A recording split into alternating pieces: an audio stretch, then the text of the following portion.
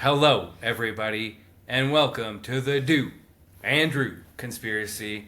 We have myself, Mr. Andrew, and my lovely co-host, Mr. Dew, Rise and smile! and we're here to conspire with you Exactly. and each other and all of us. So, with that, we're going to start per the usual. We're going to go back to the entrainment. I like that a lot.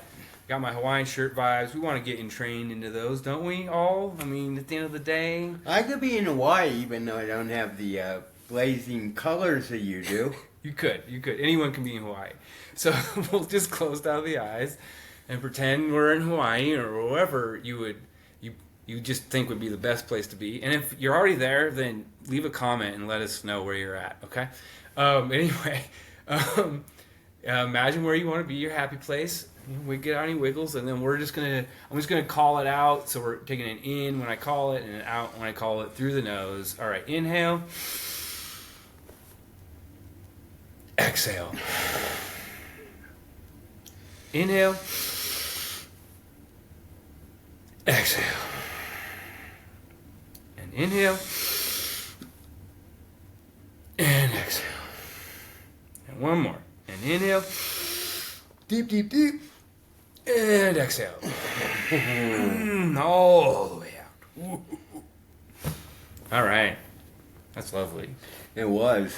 Anyway, that was we just conspired. We're all now co-conspirators. And let's try to keep that conspiracy going. of course. That rhythm of breath. Yeah. The breath is so key. I mean, I heard something online today, and they were talking about like sleep being the most important thing, and the guy was like, well, you die sooner from water. And then someone in the comments puts, well, wait till he hears about oxygen. Turns out that's the most vital resource that the body seems to have.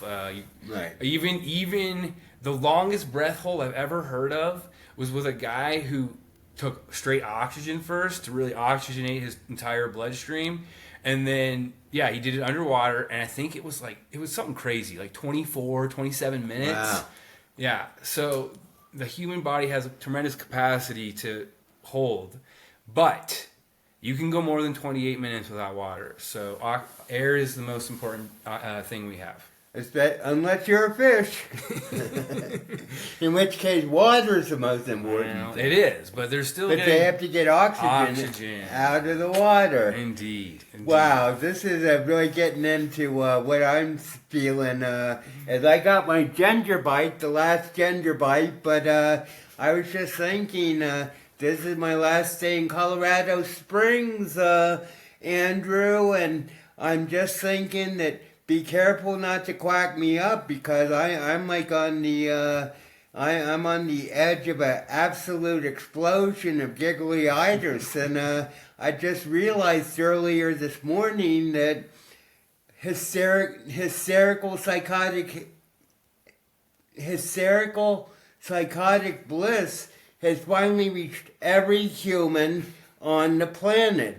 And therefore, when DIALENA body gets on the plane tomorrow, it's really going to be a quantum leap back from Colorado Springs to Hackensack, to THC. So I'm just saying that I'm very liable to an explosion of gigglyitis on this program. And maybe we can stem it, but hopefully we can. But you just might be witnessing the ultimate hysterical outburst on this show. So I'll try to prevent myself, but I can't guarantee I can. Dang. Okay. Wow. That's a hook, brother. Like, all right, we got it. You guys with that in mind, I'll read a poem, which is the current state of Dale back in 2014. For 5 years, 2012 actually. The current state of Dale. For 5 years I have shown I can prosper without a bone, because Lord gives bodies on loan, communing with Jesus on celestial throne, before whom I lay myself prone, while I wait by the phone.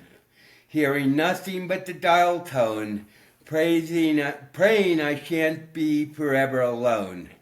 As poetic skills I dutifully hone, trying with verse to create sense out of dark, chaotic present tense. With imagery I dare not mince, and poems many claim are dense, to be read a millennium hence, when critics can't make me wince, written for enjoyment of Christ Prince, an absolute lover not known since, intoxication came for me major offense. Dang, bro, that was heavy. That was 2012. Yeah, I'm glad we're in a new era. Woo! Yeah, feels a little different vibe now, though, right? Oh, absolutely. Absolutely. But I was deep in the dark. I was deep in the muck. Yeah, no, I Just mean, swimming. Oh, and that's something else I came up with was the duck shake. You know, like when after a zebra survives a attack by a lion, he like shakes. And dogs do that too, I think you've probably seen. But I came up with like a meditational movement, which is sort of like this. I call it the duck shake. And basically, that's where all ducks are like shaking off the water from their wings. I didn't want to be caught out by the duck swing. Duck shake. No, the duck shake look, I mean, I tried it. I was skeptical, but I will say I did feel some somatic release on some levels. So, well, today in the meditation, I did that half the meditation. It was like really like going up and down my spine and everything. There you go. So, give the duck shake a try if you're feeling, If you're a duck. if you need to regulate the system. But yeah, we were having some beautiful conversations before this episode, and a recurring theme started coming up again, and it's about possibility, right? Absolutely. Possibility. And the limitations that we put on ourselves by what we consider to be possible. Some people call it being realistic, right? Oh, is this realistic? And even culturally, I think I want to highlight that too. I don't know if you guys know, but I grew up in the Midwest, in North Dakota specifically. And North Dakota, it's a rugged place. Like, it's cold. Cold as shit. My senior year of high school, there was a day where the temperature was negative 40 degrees Fahrenheit, which is the exact same as negative 40 Celsius, with a negative 80 degree wind chill because it was windy that day, and we still had school. So if that gives you any indication of like these people that I grew up around are like, they might be dreaming of Hawaii, but they're living in a whole different reality. And from my experience, it was very much based in you go to school, you get a job, you pay your taxes, and then eventually, if you're lucky, you get to retire before you die. Before you go to the nursing home. Yeah, literally. A real grind it out and die mentality. And that seemed to permeate a lot of that culture at least when I was growing up in it. And so, it feels like there's beautiful opportunities to expand what's possible. I mean, I was able to expand what's possible in my life. I didn't just decide to, do my 9 to 5 until I died and all that. I've had many adventures outside of that traditional structure. So we know it's possible. And it's possible too, even if you're not doing it yet. You feel it somewhere in you, like that this isn't the way it's supposed to be. I mean, I think that's innate. And I also think that as we move through these interesting times that we're in, it's increasingly more and more difficult to ignore that little voice that says this is bullshit. Well, I had my revelation today about how incurable hysterical psychotic bliss has touched everybody. Everybody has been touched by Dale now. And the whole Creepy. yeah. But the whole idea behind Dale is we'll go to the DIALENA. We won't go to heaven. The DIALENA is, I mean, whether you want to call it what is it, a 3-eye atlas, which I think it is. But anyway, but the DIALENA runs on Impozsibilty Drive, and that's really what we're encouraging everybody to get on is this Impozsibilty Drive. I mean, don't let the limits of your mind constrict the possibilities that you're thinking about, because we really like co-created it on this whole trip. But the latest development is that through one of my connections, we found like a possibility for a deal that was beyond our conception. Correct. That is the key. And so there's new energy coming in. We're open to receiving, however it comes. And there's a possibility that's been created in our field now to create something that we didn't even think was possible maybe even days ago.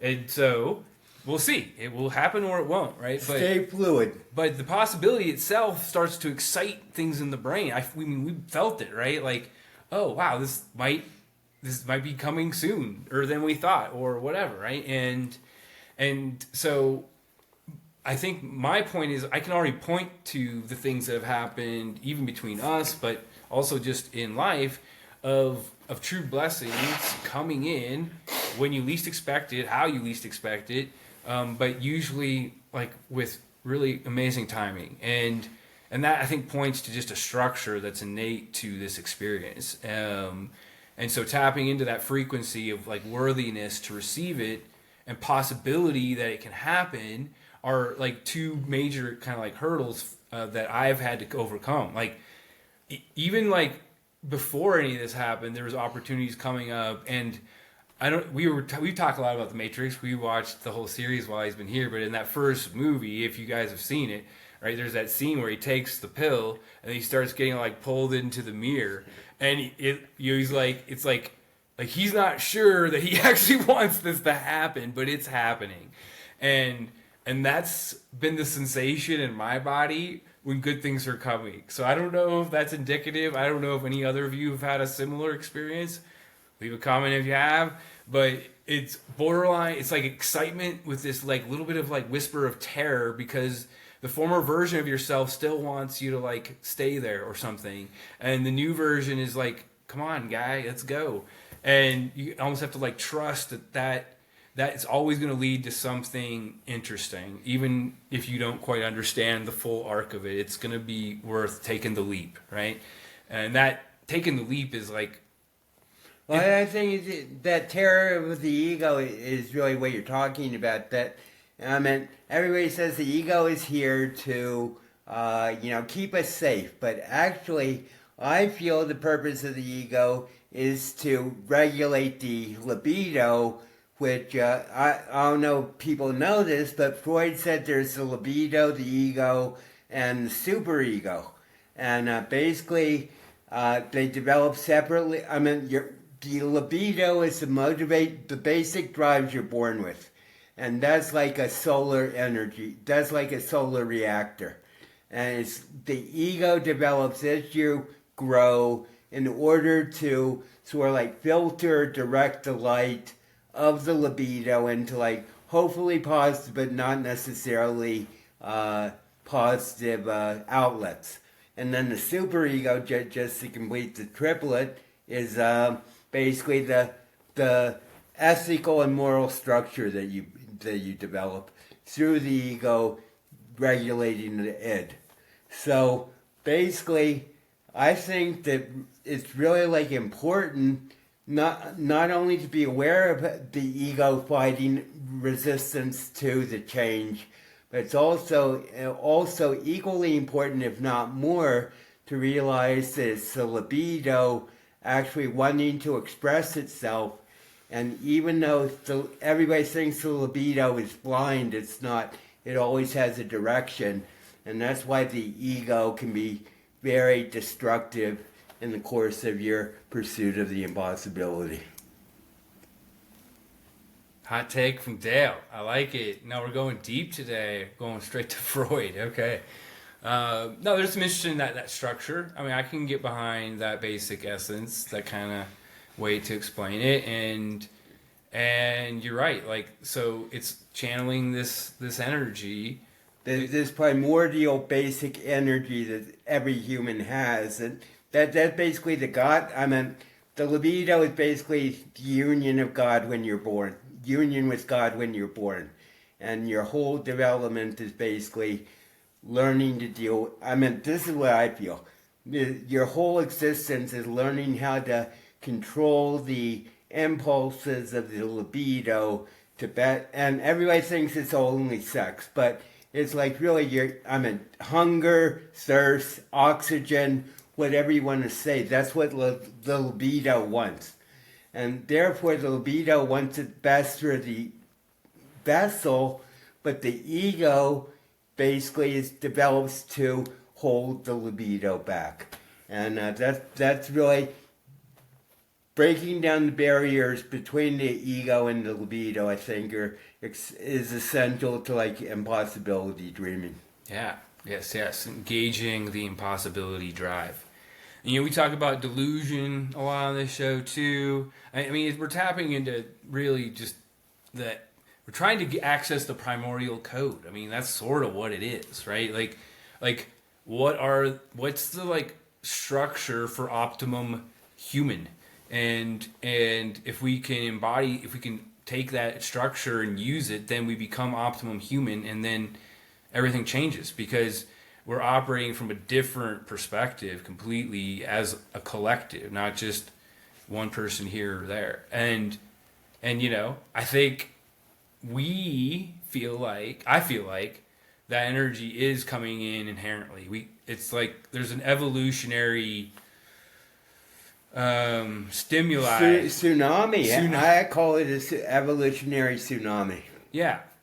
And that is the DEWANDREW conspiracy in a nutshell, is this evolutionary tsunami that will rise all boats. Has floated all boats. And it's become obvious. I mean, I can't even deny it, because the conversations we had, I mean, we went to a hot spring yesterday and had really beautiful conversations with several of the people there.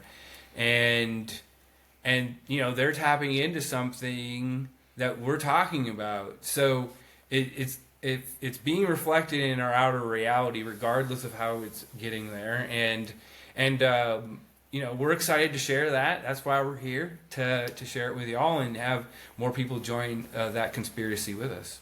Well, you know what? It's like what I said to you today. I think today, but basically, what I feel is the way to transform the awareness and consciousness of humanity is not like through one-on-one watching YouTube videos.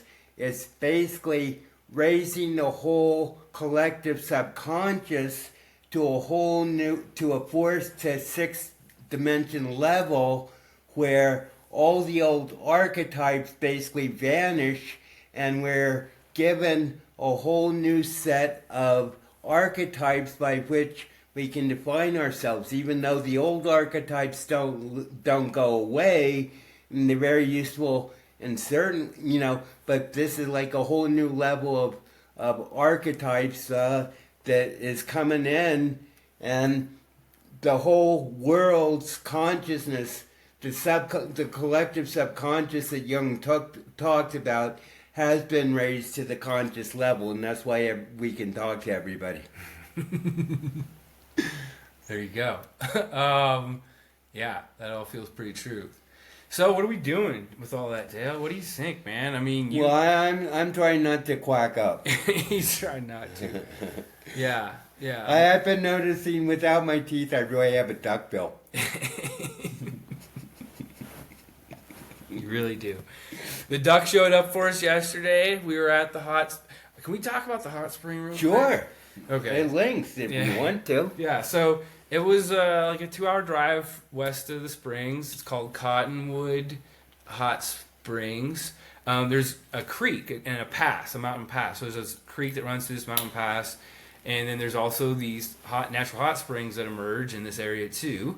And so we got to enjoy these like natural, like highly mineralized hot Yeah, springs. you could float on the water. The buoyancy was super noticeable. It wasn't like just swimming in your average pool. And they had like a really hot dry sauna, and then they had access to the creek. At 38 degrees. There's snow all around up there now. And yes, we both plunged into the creek up to like our necks, and Once again proved I'm not frail Dale. He's not frail, no. But it was just like a cool experience to have all these like sensations and experience them throughout the body and really connect to that device, and also just be floating like almost weightless in these like hot, beautiful pools. Mineralized pools. I mean, when we left that place yesterday, it was a noticeable like the tension had just left my body. I was amazed. Well, I can speak to that myself. We came home, had some turkey soup for dinner.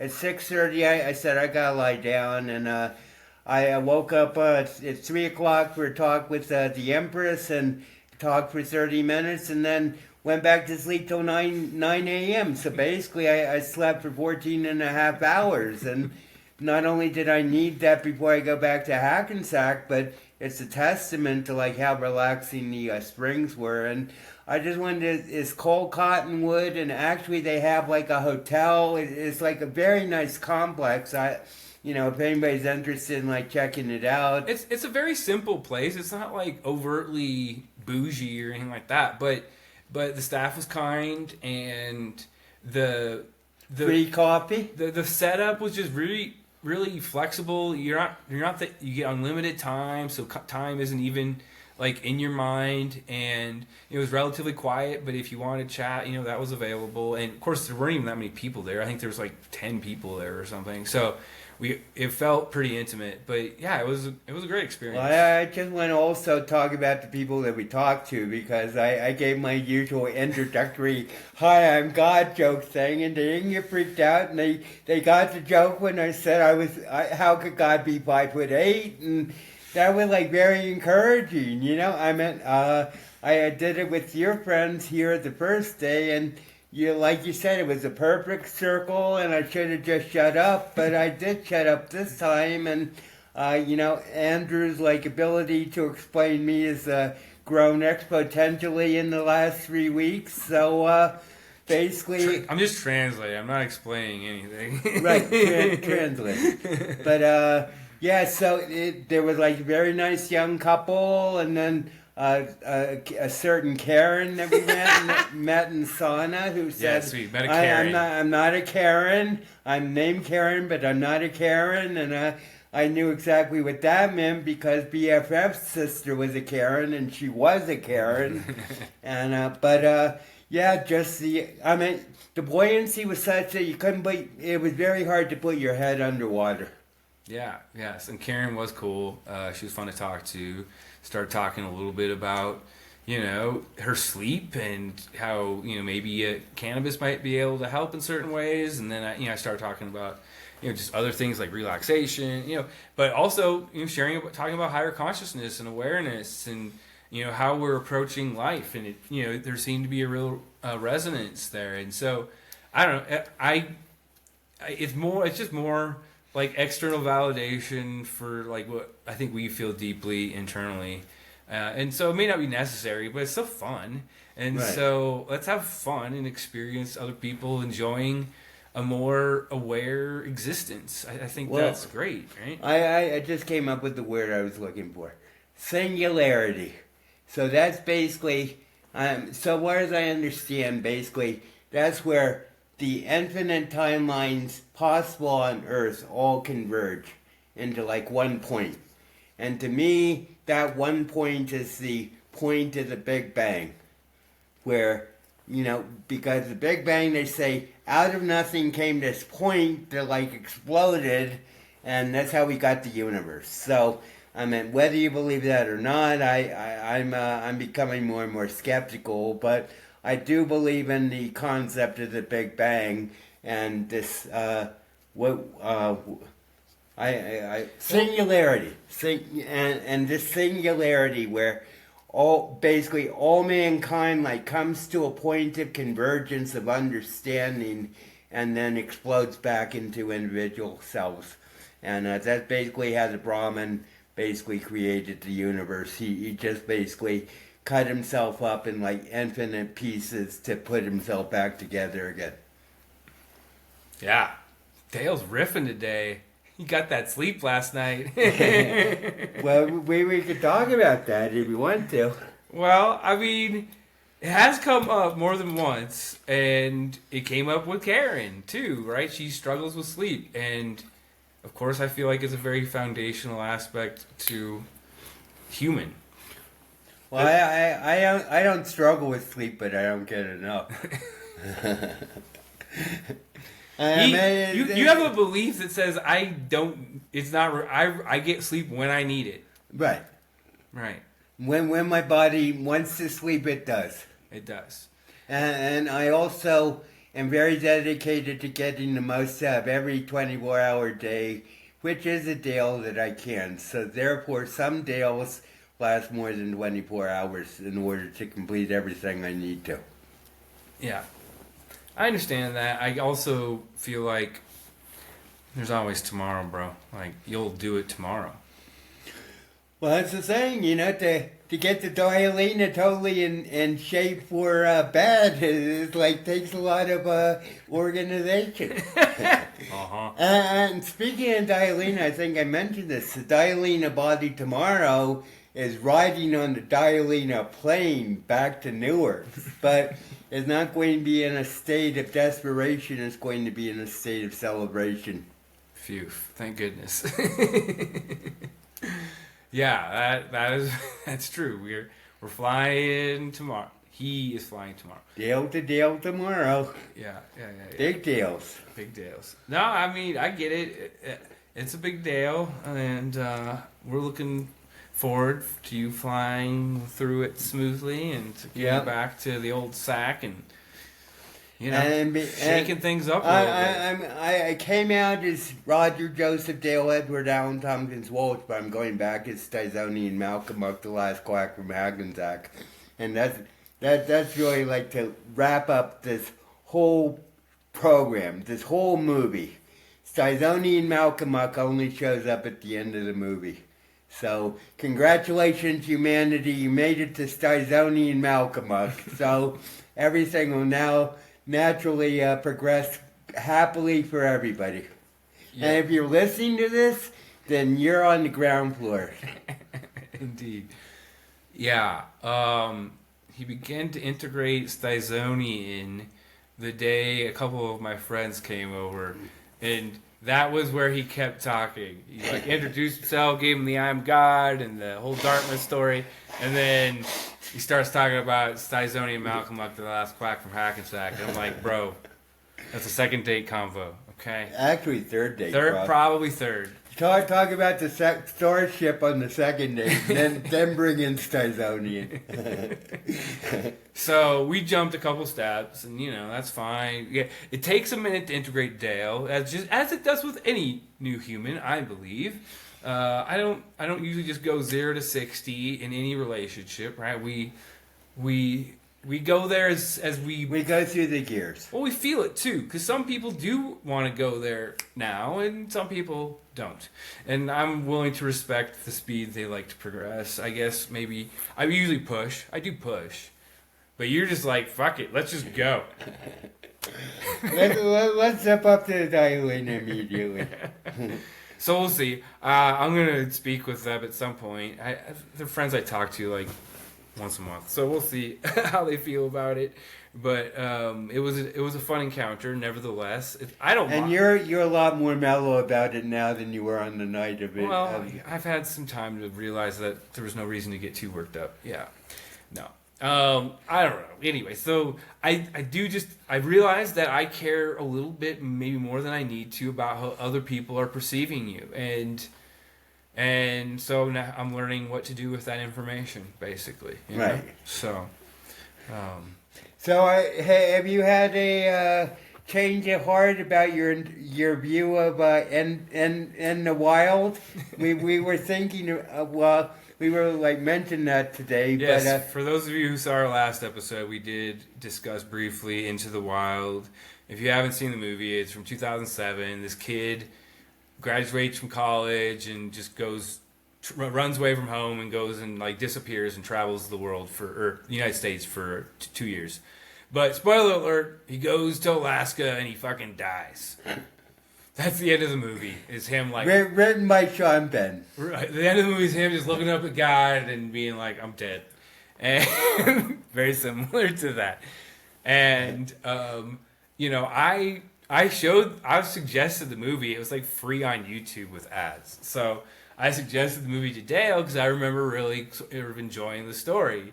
And then he gets to the end. He's like, "This isn't the end, right? You're fucking with me." And I'm like, "No, that's for sure the end, bro." And he's like, you like this? He didn't say that, but I think he thought it. And so now I've had some time to reflect and hear his perspective. His perspective is fair enough, right? Basically, he's saying we tell this beautiful story of this kid who's rebelling against society and has all these beautiful ideas about what he wants to bring in the world, and he doesn't bring any of it into the world. You just kick him out into Alaska and kill him. Yeah, he just dies. And so, of course, I point out, well, this X, Y, and Z, you probably happened after he died, blah, blah, blah, that's my... But, fair enough, right? Like, if we're going to tell an inspirational story, the arc is the hero's journey, and that hero's journey just, like, got cut off just midstream, bro. And so, the arc was not completed, and... So we either need to rewrite the movie with a better ending, because Sean Penn's ending sucks. And it's a true story too, so that sort of limits the possibilities too. We're skeptical about how true it is. Right. I think he was going fishing for stories. But well, that's the whole thing. I mean, like, the whole movie is like a complete fabrication because apparently all they had was like the notebooks that he had in Alaska. And, it's like this whole story of him jumping trains and getting pulled off trains and getting the shit beat out of him. And, he glorifies when he finds this abandoned bus in Alaska. And it's very hopeful. And he met a beautiful 15-year-old girl that who wanted him forever and meets all sorts of beautiful people. And then he goes off into Alaska.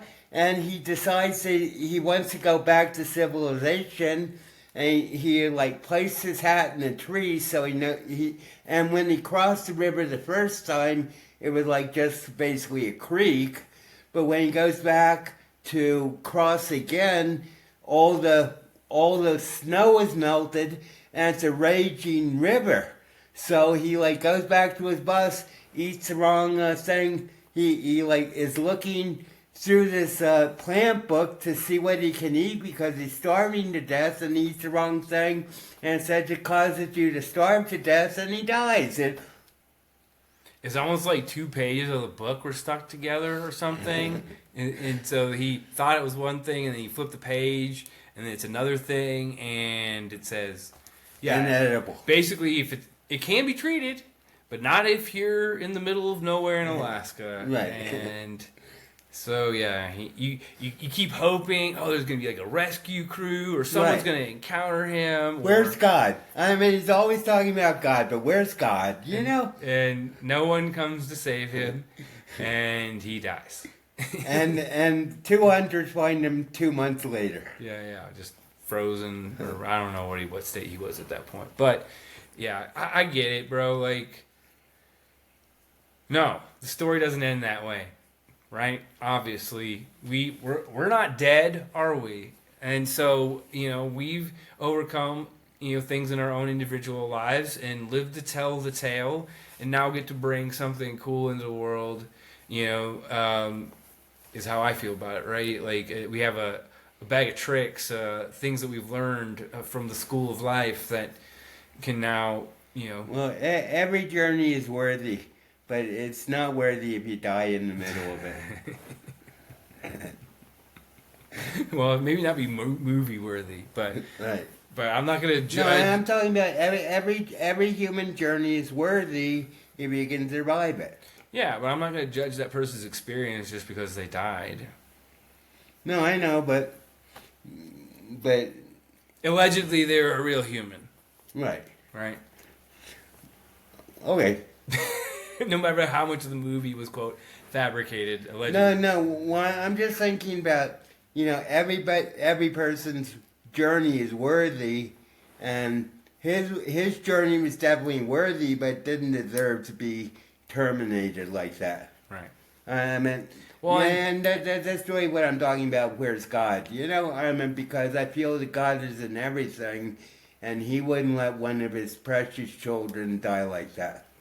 There you go. What do you think, y'all? Have you seen Into the Wild? Is it an inspirational story, or is it like a story, like a death cult story, basically, glorifying just...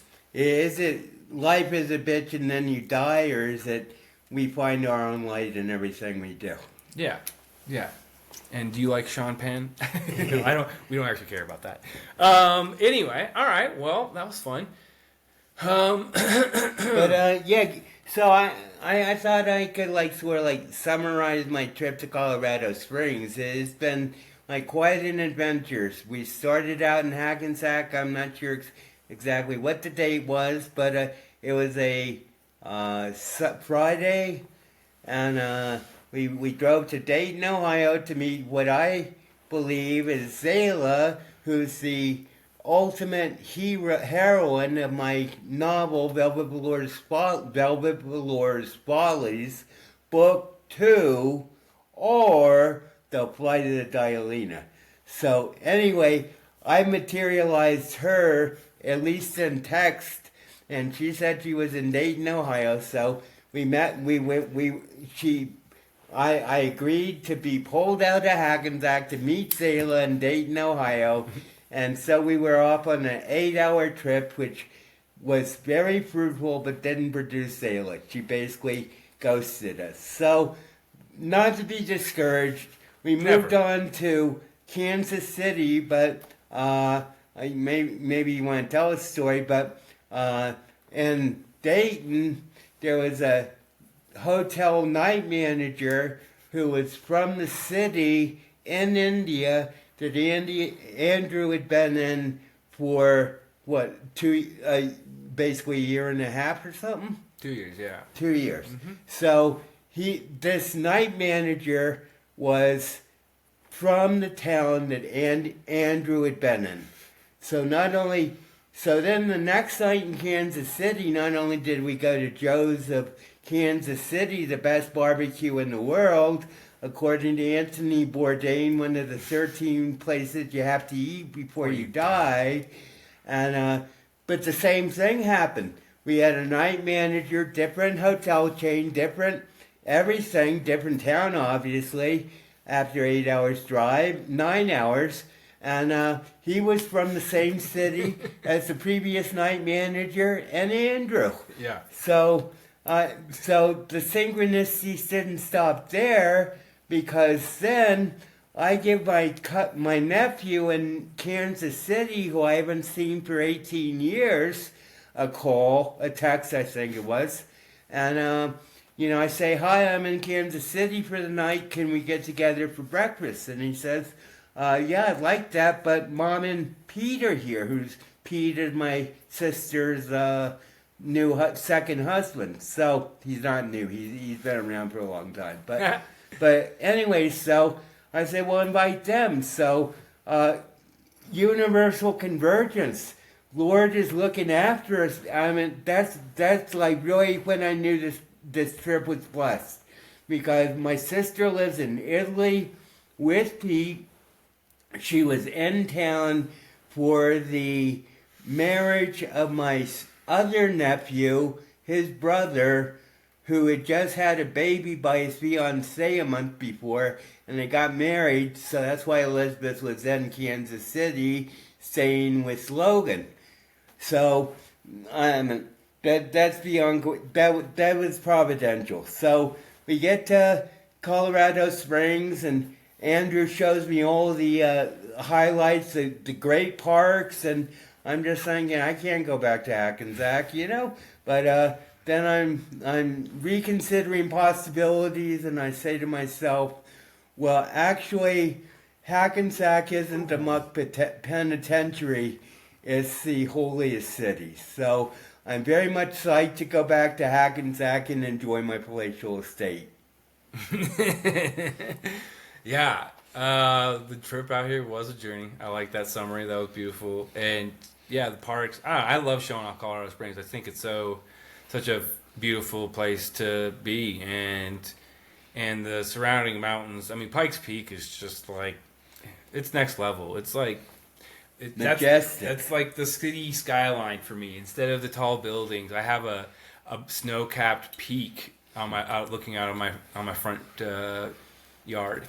And so, yes, I'm so glad that you were able to come out here and experience it, and that we were able to break you out of solitary in Hackensack, and that we were able to have these synchronistic, things happen on our journey and really feel like everything we were doing was in alignment, and that we were moving in the direction that we were meant to. Well, what's really important is you're giving me a deal of 3 weeks to be able to really catch up all the last 50 years into an integration package that I can take back to Hackensack and be happy. Okay, integration package. I like that. Yeah. We kind of toyed around with an idea of a consciousness incubator, right? Place you come for a period of time to really, soak it in what it is to be present and, free from certain distractions, or just be around maybe like-minded people that can really, hone in on what it is. And so I feel like this has been like a prototype for what that's like when two people who really want to learn, engage with life and learn more what it is to be a truly conscious human being through each other's reflection.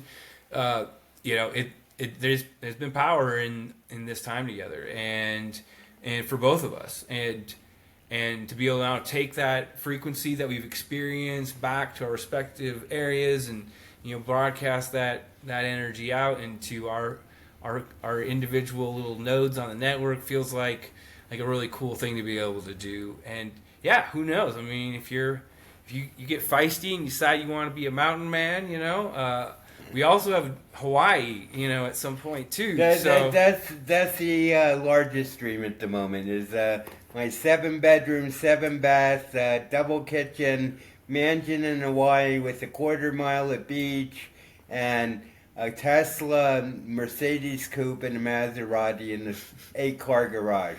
Yeah. On the big island of Hawaii. On the big island. Kona side, obviously. Right. So yeah, we're calling that in too. But there's other beautiful things. I got this relationship that's really budding with my good friend DEWANDrew, who I've met through his group Dharma Glow, and participating in the Way of the Heart specifically, which really has led to all this, if I'm being honest. The Christ consciousness really cemented it for me earlier this year, and I think that's a big part of the timing of when we came together, was when that had really started to become sort of embedded in who I am. And you've been living your version of it for a very long time, and have it as an integrated part of who you are, and I think I just sense that innately. And so that's been a cool connection. And now DEWANDrew, he kind of introduced me to some of this stuff, or at least I found it when I was in his group. And so there's a merging there too of a couple different projects now that are going to play out, and I think it's going to be fun to see how it kind of all plays together and how we can help each other and learn and grow and just magnify everything we're doing. Well, talking about nodes, it's sort of like all the nodes are finally starting to come together and circle like a battery or like electromagnet. It's just everything being pulled in to be pulled up. Yeah, it feels that way. So, if you guys are experiencing any new projects, any new adventures, new relationships, maybe it's a purging. You're seeing other people leave your life, or leaving a job or moving to a different Well, place. that's really been crucial. What I've been going through here is that purging. Just like that purging. I mean, I call it getting Fred Dale out. Just like basically getting all the bad memories Dale has had for the last 50 years purged and out of my system, so that I really can connect not only to psychotic bliss, but also do it without a fatal giggly-itis attack.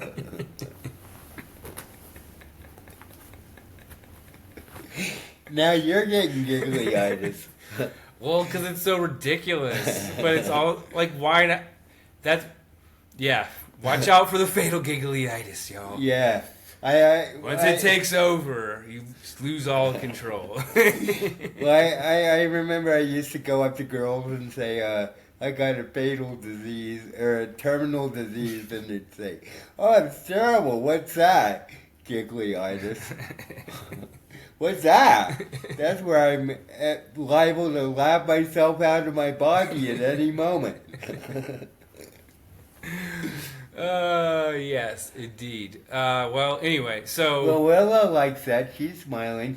She sure is. Willow is my dog, and we both love her, and it's been fun watching her warm up to Dale too. I think I've mentioned that before, but Willow's love is, it's not a switch. She's not like some dogs that seem desperate for it. She'll take it when she's ready, right? And she's tilting her ears like, what? Yeah, she knows we're talking about it. but there's a level of trust I think she requires, and he has met that level and exceeded it, and so she sits on the couch between us now, and it's pretty awesome. So we've really become family. That's the reality through this process, and it's good to have family. And this is a little tentative, but last show we had our first guest, and Andrew and I have been talking, and I think we're going to aim for one show a week like this with me and him, and then the second show of the week being a guest. So you can look forward to us if you if you get tired of looking at our face or you're laughing too hard and you can't stop. Yeah. Now we're gonna try to keep it fresh. It was really fun to interview Kat, and now kind of get to that next stage, right? Because we've become pretty comfortable. I think we have a little bit of a rhythm to it, and it feels like you've got over that hump of kind of feeling out how to navigate. And so yeah, it was fun having her, and so yeah, some fresh faces, fresh blood, and also just fresh perspective, right? So yeah, look forward to more of that for sure. I don't know. Is there any parting wisdom? Any parting? I don't think it's parting. I think it's time for sip. We're gonna talk a little sip. Sure. So we're in the chapter thought. Well, I think we did this last time, but we'll do this whole 2 pages. So, thought is the master key that opens the world of reality to all living creatures. Key and reality rhyme. Thought is the missing link, the name of the book, that gives us the power to recognize the illusionary separation between the spiritual world and the world of form. Thought on its own is a completely neutral gift. Thought is not reality, yet it is through thought that our realities are created. It is what we as humans put into our thought that dedicates what we think of life.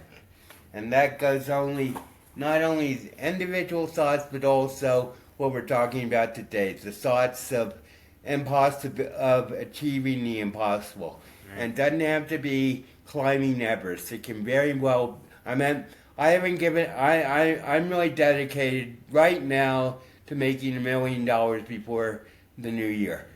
And I'm just opening my field up to that and see what happens.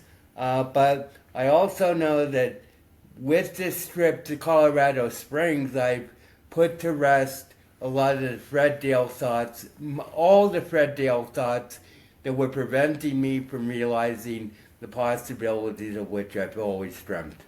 Yeah, absolutely. Well, I mean, we're seeing it manifest, right? This connection with your high school classmate just kind of re-emerged 3 days ago, right? With this whole new possibility to work together. So that's just one. That's one example, right? Of I think what your outer reality reflecting exactly what you're talking about, right? So there's like evidence of it in real time is what I feel, and so and as a fellow co-creator, that gets me very excited, right? Because the more we raise our individual vibration, the more it benefits the collective, and I think that's where that responsibility comes in. Is like it isn't actually just about me. Like, yeah, I benefit from it very directly, but it also bleeds out into my perception of reality, and to what I perceive. And that impacts everybody else in the collective subconscious. That's the idea. So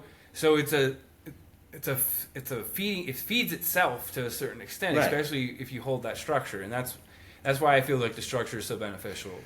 Well, that's also, it's all energy. So, you're just producing more positive energy within yourself. And like you say, it's a self-perpetuating cycle. So, once you get, I don't drive a stick shift, but basically, from what I hear, once you get in fourth gear, you're just cruising, or fifth gear, or whatever the highest gear is.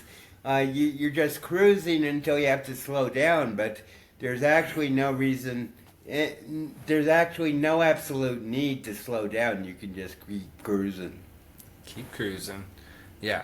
So, remember all that. Our thoughts are a key component to what we're experiencing, and so can we be conscious of what our thoughts are? We talked about it a bunch of times, right? But, affirmations are a great way to practice self-talk and actually talk to yourself the way you would your best friend, right? And then meditation and just any way you can sort of calm the mind and bring yourself into the present moment. Deep breaths are my go-to because it's so accessible. If you're feeling anything, take 3 deep breaths and tell me if you don't feel a little bit different afterwards, right? It's a real quick way to like pull yourself out of what feels really true and realize, oh shit, I can observe this a little more neutrally, I can experience this a little more neutrally, and then make a more... Well, this is my mental health message for today is, if you have anxiety, take 3 breaths and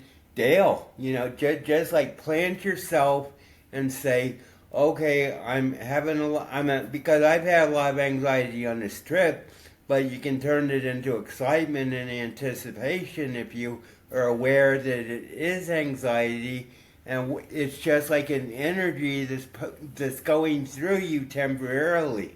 And rather than resist, what you resist persists. So basically, if you let this anxiety get on your head, then it's going to be a problem. But ultimately, if you can just take 3 breaths and Dale yourself and basically plant yourself in the present, then the present is always benevolent. So just do that, and you don't fight the anxiety. Just let it go through you. Basically, in terms of what we're talking about, be a solar panel where the sun goes through and converts to energy, but don't let that energy be negative. Yeah, exactly. No, I think that's right. I mean, I think, do you feel like it's the anxiety you feel is a similar feeling to that thing I was describing of being kind of pulled into something I'm not sure about? Yeah. Well, of course, anxiety is different for everyone. I just feel it like a influx of energy. Okay. Whether it's throughout my whole body or my gut or whatever, it's just like this feeling like excess energy that needs to be burned off. Mm-hmm. And so, rather than saying, oh no, I'm having anxiety, it's just okay, well, this is anxiety, but it's also excitement. So I'm just excited to be here in Colorado Springs, and my body misses Hackensack, but that's a passing phase, and I'll just like feel this until it goes away, and that to me that's what solving anxiety is about, and that's why I haven't taken one clonazepam since I've been here, because I realized that in order to achieve what I wanted to achieve here, getting rid of Fred out of jail, I would have to go through anxiety, and that anxiety is not only a fear of the future, it's also a consciousness of the past and where I've been and just how traumatized actually I have been. But I said to my therapist one time, one of my superpowers is I have I have no pain from my trauma. Mm-hmm. What does that mean? No pain from your trauma. Well, that means I'm not conscious of it. Yeah. But I don't know. Okay, so is it been? This is going to open up a whole... See, you do this. You start talking, you say something beautiful, and then you put a nice little bow on it, and then you say one more sentence that opens up a whole other fucking can of worms. Right. Cut it out. Okay. We'll just talk I'm kidding. I'm just not... We'll just talk about the solution to anxiety. Yeah, I think that's beautiful. Okay, well, you said it's like that feeling of being pulled through the mirror. How do you deal with it, Andrew? Well, I can't say I've experienced it often. It's been a while, and the last time I can remember experiencing anxiety like that was when I was really in growth phase in the grow, and I was just shipping out money like every day, big dollars. And so how I dealt it with then was appreciating the present moment. I have everything I need right now. I know I'm going to have everything I need tomorrow and the day after that, and probably many more days after that. And I've had everything I've ever needed, always. I mean, I'm here, and I would reassure myself that was the reality. That pattern was reality. It wasn't like it was. So anyway, and then I would project that out into the future a little bit, and then I would feel quote safe. And now what I do is I just sit with it, and I just feel like you were saying. I kind of just feel it more deeply. Acknowledge, okay, yeah, this is intense.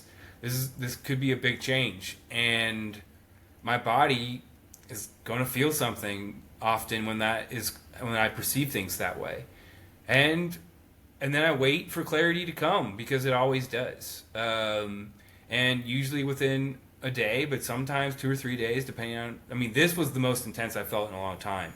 I think I felt 3 sort of anxious bouts this week, and they either resolved the same day or within the next morning, they were gone. So I think it's part of an expansion process, a growth process. For me, anyway, it has been. If you just can grow and never feel anxious or never feel like strange in your body, please let us know your superpower. But no, to me, it's almost like a clue, like, oh, okay, we're doing cool shit, you know, basically. That's that excitement you were talking about, right? It's almost like a higher octave of that same.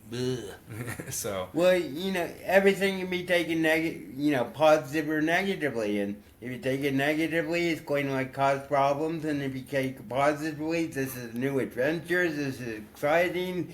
I'm changing. I'm changing for the better, and I'm growing. Then it'll be a positive experience, and.